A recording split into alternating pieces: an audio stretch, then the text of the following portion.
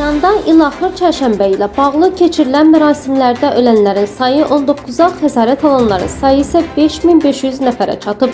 Bu barədə ölkənin Təsnim xəbər agentliyi məlumat yayıb. Bildirilib ki, ümumilikdə 14 təcili tibbi yardım avtomobili zədələnib. Məlumata görə ölkənin əsas əyalətlərində Tehranda 1049, Şərqi Azərbaycanda 866, Qərbi Azərbaycan bölgəsində isə 620 nəfər xəsarət alıb. Qeyd olunub ki, yaralılardan 338 nəfər bədən üzvünü itirib, 1557 nəfərin gözü zədələnib, 1531 nəfər isə yanıq xəsarət alıb.